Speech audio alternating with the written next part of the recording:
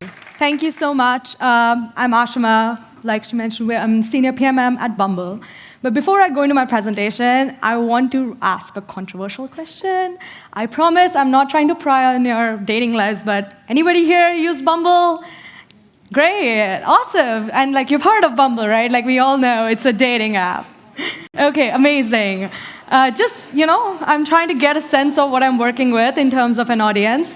But essentially, today I'll be talking about subscriptions. I specifically work on a lot of the how do we grow our revenue and in general, the subscribers on Bumble.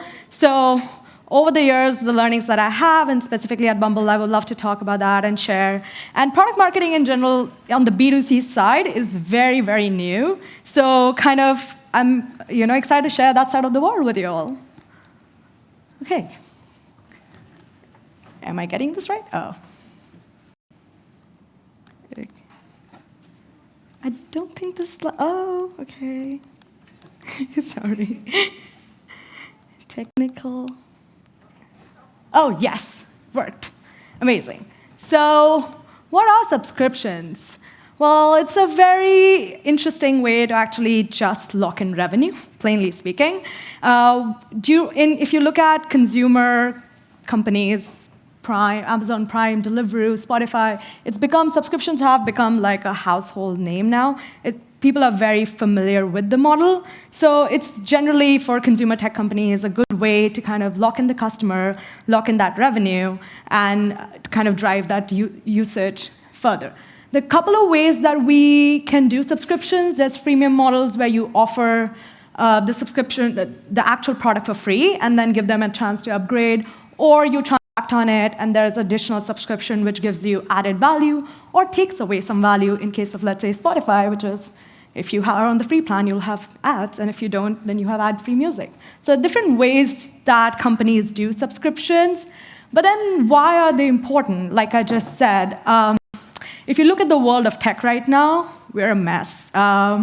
We are, on the consumer side, really good at acquiring millions of customers, having valuation multiples, but we are terrible at generating revenue.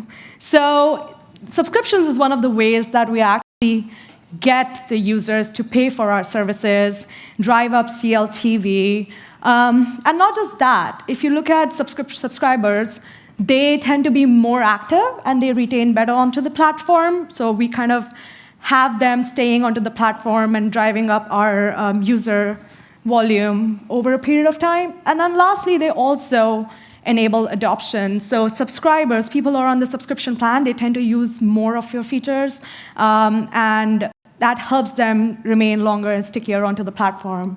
And then actually, there's another last thing which I couldn't put in because of the rule of three, but it really helps you differentiate from your competition in the sense that you are locking in that customer for a longer period of time. So there is a barrier for them to switch to your competition. So how does product marketing come into this world of subscriptions, right? So if you look at what product marketing does, it's a very natural extension into what is needed to drive subscriptions and subscription growth. So a lot of what we do, which is mapping user needs, is directly applicable to subscriptions, like trying to understand what user motivations are, what is their willingness to pay, which is a very useful framework that we use to drive what exactly is the user wanting to pay at a feature level, craft the story of how the subscription helps them enable the user's emotional and functional needs. So this is actually leaning into a lot of things that we do as PMM. And then, of course, we build messaging frameworks. What are our key value propositions? Why should users care about it? And then how do we differentiate our subscription offering from competitors? So that's a big part of what we do as product marketers for subscriptions. And then lastly, yes, how do we create hypotheses and experiments to see what is working, understand from it, and then iterate going forward? How do we leverage CRM and automation tools to be able to drive those learning and see whatever we're learning from these experiments and using them for, at scale? So subscription strategy and growth strategy really boils down to like three things. educate, target, convert. Sounds really cliche, but this is actually what it is, right? I'll double-click into each of these things, but clear and consistent value proposition of what subscription offers. I think this is one of the key struggles in terms of subscriptions, because we offer so many different features. It's a whole bundle. How do we identify the key value props? And I'll go into that in some of my later slides. How do we think about education and onboarding? New users who are coming in and trying subscription for the first time. People who are already subscribed, how do we get them to retain on the platform? And then how do we make sure our messaging is really contextual and relevant when consumers are looking and thinking about paying up for a subscription? The next part is targeting. So, on the B2C side, we have millions of customers. It cannot be a one-size-fits-all strategy. So it is important for us to have very data-driven and timely targeting and identify those key touch points on the consumer side to see where exactly the user has the highest likelihood to kind of convert.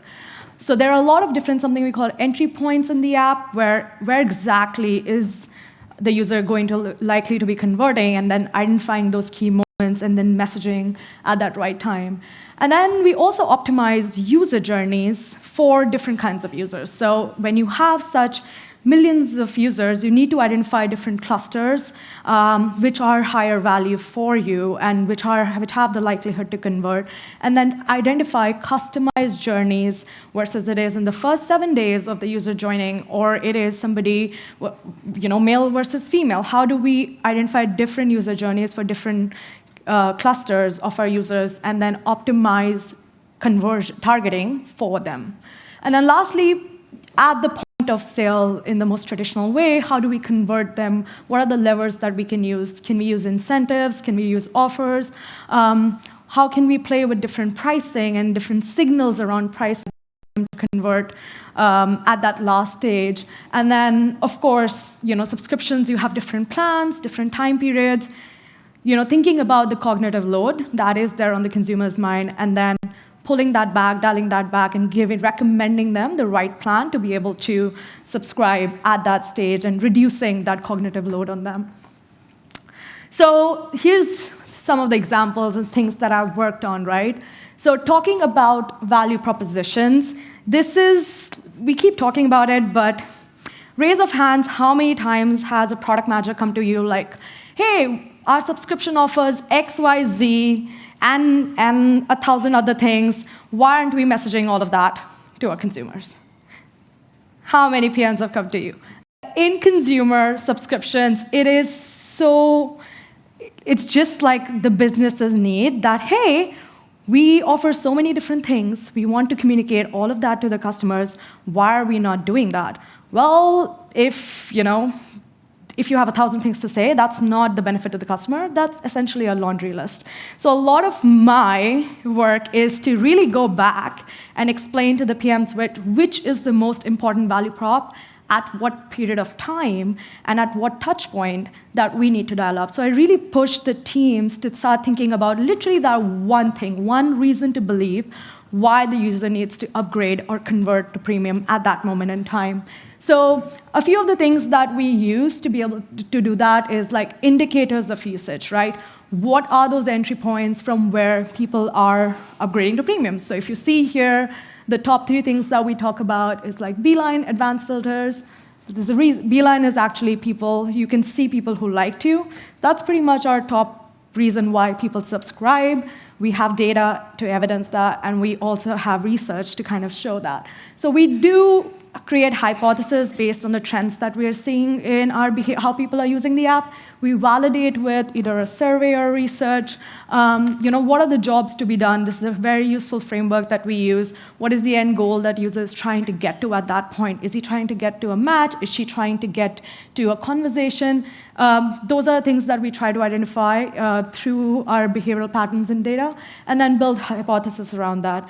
And then the last the testing piece, which I try to get as much as possible. It's not always realistic, but we do try to test and see if that messaging with those audiences and that value prop is really resonating. And then we kind of go on from there and see if the experiment is successful, we will kind of validate and scale. But the third part is the part which is usually like, oh, we know this, let's just go on and scale this. But I really try to see, because that helps us tweak the value propositions as much as possible. So even at, like, if you see Revolut while I was there, Revolut offers the metal and premium subscriptions, like a huge list of features. But at that time, and this is how it kind of shapes and changes. Like, Revolut was a lot smaller, so I was literally every week calling customers and trying to understand why did they upgrade to premium? Like, what is their motivation? And then based on just that anecdotal qualitative input mapped to what we were seeing in the app, we came a list of, okay, what are the top things that we really want to talk about at that moment where we are expecting users to convert to premium. Okay, some fun examples around messaging. So this is what I was talking about, really leaning into what is that key value prop of your subscription that can be relevant in that moment of time. So everyone, I hope, is watching the World Cup. I don't know. So we use that, which is a contextual moment, that we know is a topic of conversation, to really push out just one feature, which is part of our subscription package. In this case, advanced filters. So you have a basic set of filters through which you can pick and choose, who you want to see in your dating app. But then there are advanced filters, which is an entry for us to for you to upgrade to premium. So this is part of the freemium model there, right? Like, you offer some for free and some are behind a paywall. And what we did say was like, well, you're talking this conversation around football. If you're interested in people who are specifically interested in football, why don't you just go to the advanced filters and then look for people who are interested in football? And that way you save time. And that's the key value props. So instead of giving 100 different lists, it was very specific, one feature that would help them drive drive them to the paywall and likely convert. Similarly, Thanksgiving, we just had in the US, a US-specific example, but we have something called travel mode, which is really people are not really aware of that feature. And it's about, you can actually put a destination anywhere in the world, and you can start to see profiles in that destination. So while people traveling for Thanksgiving, they're obviously not going to be on the app because they're in transit. So then how can they use travel mode to be able to get their date before they even arrive at the destination? So some of these really contextual messaging has helped us, something that we call cultural beats, pop culture moments, or just things that are happening around the world. How do we use those insights to kind of connect with what is the subscription feature that can be most helpful in that moment, and then using that, what's happening in the world, to kind of message to that. So these are some of the things that we do and experiments that we run to see how this kind of helps us upgrade our users to premium. So everyone says this, like, oh, data, we should leverage data for product marketing. But the reality is we don't know how to actually use it, because we're sitting on this mountain of data, and it needs to be looked at in different contexts so that we can leverage, and we need to have clear goals and objectives to see how can we use that data to drive certain outcomes. So for us, one of the key things is targeting, because obviously we're sitting at a huge volume of users. How can we optimize our conversion for specific audiences? So the few things that we do is, just leverage low-hanging fruits, right? When I was at Revolut, the number of people who are hitting that ATM transaction limits, just send them a push notification saying, hey, upgrade premium and get unlimited ATM withdrawals. Why would you not want to use that? People who are running out of their swipes, they should get a push around, if you upgrade, you will not hit this limit. So something that in the messaging that I probably a framework that we use, which is your solution a candy or a pill? So wherever you have a pill, which is a pain point that you're solving for the user, is a very easy low-hanging fruit for us to kind of use that as a channel to upgrade somebody and use that to pay. Early user journeys, in general, we see through data is that people are likely to convert when they're new onto the platform because there's natural curiosity, and they want to upgrade and have a full experience early on. Especially in dating, because that's when they're most exciting, and then if you're doing it later, they've already lost all their interest because they're not getting any matches. So we try to optimize early user journeys and see how we can educate them about different features and get them at that right time to be able to upgrade to premium and in those early moments. So some of the things actually we did, like there's easy ways to model your existing premium users, and there are tools to be able to do that, where you see who are the current users who are converting already.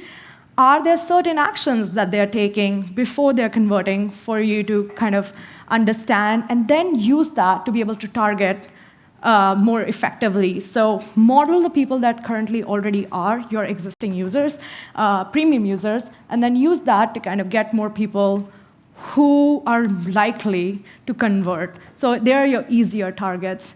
I already mentioned the most effective entry points, looking at data, where exactly, which part of the experience are they likely to converting? Are they converting from where they're already seeing their likes folder? Are they converting from spaces where, when they're joining in, where they're seeing the premium packages? What are those app screens and journeys where they're converting? So data is very effective in seeing, oh, this is a space where we know that they're converting. We should just add layer on messaging there to give them that confidence that they need, and to understand what exactly that they will get at that point.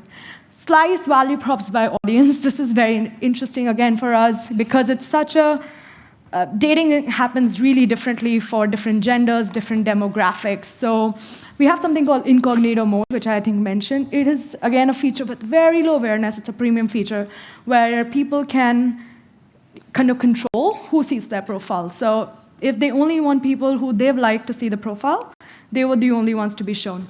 Very low feature awareness. Nobody really upgrades to that. But what we did was we kind of pulled an insight from some of the research that older millennial women are really they are more conscious about their safety and things like, in general, they want to be particular about their privacy. So we started to target using incognito mode as a value prop to older millennial women as a demographic, and we saw a huge pickup in the conversions happening from incognito mode as an entry point. So again, value props are not the same for every single person. If somebody doesn't have likes already, doesn't get a lot of activity, there's no point pushing the beeline or the fact that they can see their likes. We have to be more focused and tailored in terms of which target audience are we addressing and how are we tailoring our value props to serve that audience.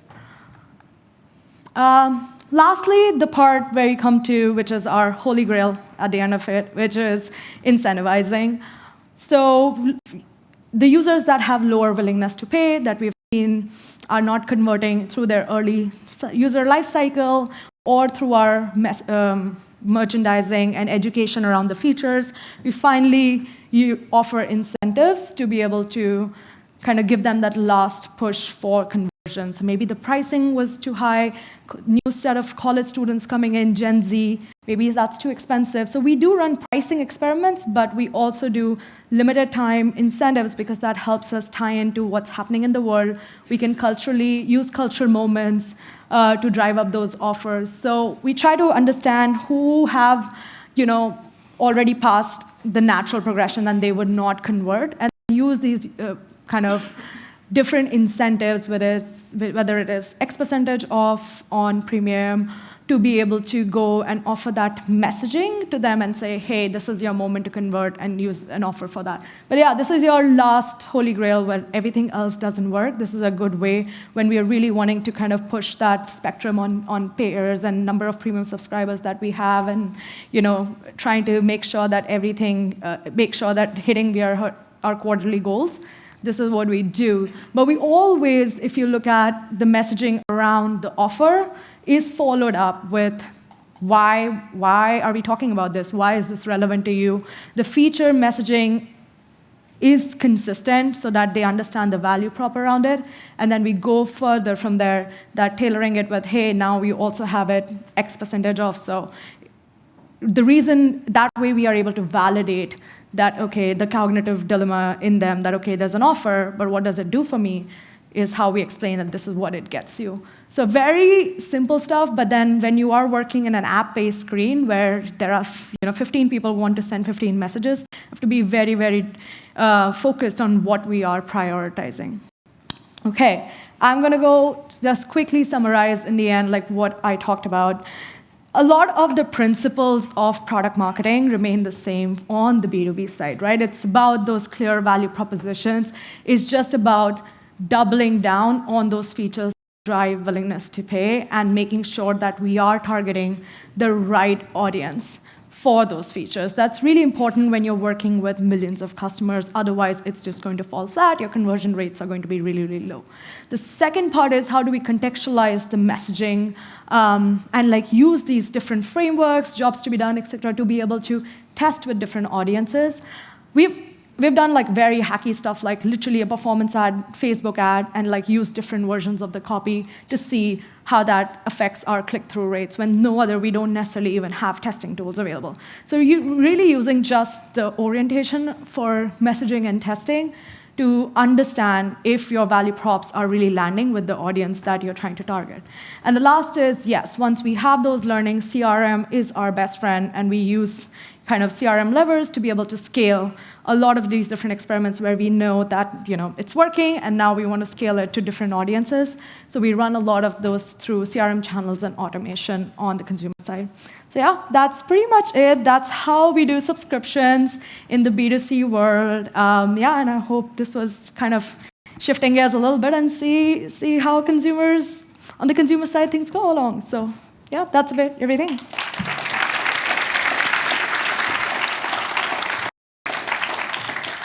Thanks, Ashima. That was awesome. I love seeing the behind-the-scenes decision-making process for where you surface messaging. Let's jump into some questions together. We have quite a few, actually. Okay, the first question is, how do you recognize the most important reasons to believe to highlight during use of the product?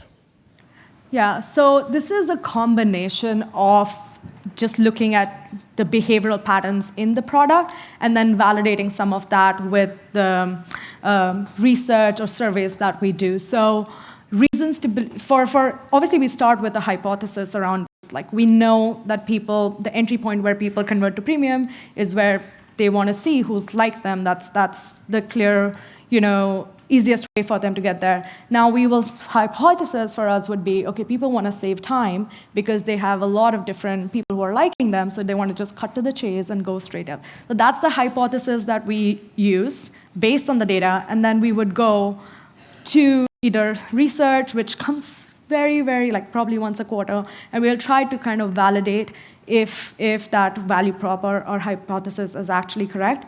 More often than not, we might not do that, and we'll straight go into testing and say, hey, we'll create two different variants. One is that, people are overwhelmed, they want to kind of save time. The other one is, they're just curious, like who's like them, and see how that kind of converts for different audiences. So it's really like test, learn, iterate, based on, because we're super strapped on resources, so we take that kind of hacky way to validate what's the reason to believe. And you mentioned that that's how you would test messaging. What do you think about how you identify or test or research the features that have the highest perceived value? Yeah, so that's really interesting because it will start always with the hypothesis. You will work with the product manager. This kind of stuff, which is understanding which is the highest level of perceived value, comes through research. So we do a lot of things like conjoint studies or max-diff study, where you're actually essentially getting users to make trade-offs between different features and helping us get ranked. So when you ask users, it's typically like, I've heard in other sessions, it's like, they want everything. That's typically the case. But when you give them, you will either have this versus that, and this whole thing costs $20. Which are the features do you want to put in? Which are the features do you want to take away? That's what helps with users to understand, okay, they prioritize X over Y, and that's where we understand where is the highest perceived value. So this is like very established frameworks on conjoint study and MaxDiff. That's what we use to arrive with the highest perceived value. Awesome. Okay. Very, very helpful. What about when you've got new competitors like Thursday? How do they change the way that you think about value for your users? Yeah, I think Thursday is really interesting because they're like a challenger brand. They go on billboards and saying, Bumble, you suck. I mean, sure. So it's really interesting to have a competitor like that who's like so out there. But the way that we think about it is like, obviously, Thursday is really small, but one of the value that we are understanding from users that they're bringing is dating on the app is really exhausting, right? And there is it feels like a drag sometimes because you have to talk to the person and then connect, like go through that chat and call, and then effectively kind of meet that person. So what Thursday does, their value prop is actually shrinking this time frame of match to meeting because their focus and value prop is all about in real life. So we are they've taken digs with us multiple times, like we don't really respond to that, but some of the learnings that we are taking, that it is getting more and more difficult for people to translate the dating experience in the app to in real life. So we are now experimenting with like different in real life events and places where people can come and connect in safe space. So there are learnings that we can take from competitors, but yeah, it's kind of cute when they come in and they want to punch above their weight and see like, oh, Bumble, do this. So yeah, it's always fun. Okay, and you're giving a lot of examples of like tests and research. I think people are really interested in that. Maybe you could share an example. What stands out as a marketing experiment that failed at Bumble, and what did you learn from that? Oh man, so many of them. The one that I can talk about that has failed, so we do a lot of experiments, right? So one of the experiments where we did try and it didn't work it was like, I think the Thanksgiving one that I spoke about. So in the US, what we try to do is figure out ways and use what's happening in the world to get users to connect, because if they have those reasons to connect, it helps them drive conversations. So we have profile prompts that we add into the profile, right, where users can come in and like update their profile with, for me, like the favorite part about fall for me is, or autumn for me is XYZ, right? So we wanted to use that, update that, bring a little bit of the seasonal element to it. We have something called a question game that people really can use to kind of reveal answers. So we created different themes of those games and those profile prompts, and we said, here, you know what? This is a way that you can connect with somebody and break ice based on something that's happening in the world. But we did realize a lot of the adoption of these features that we get are from men and not so much from women.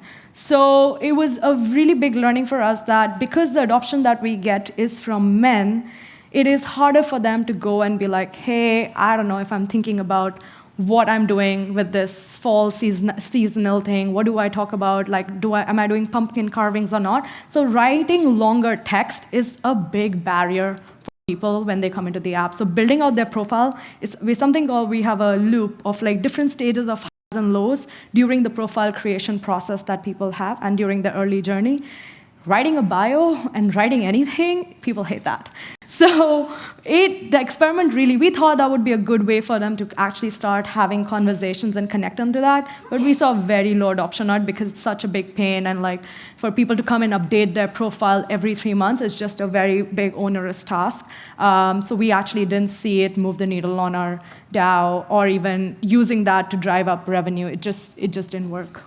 Awesome. Ashma, this is so great. Thank you so much for sharing insights, and let's give her a big round of applause for a great presentation.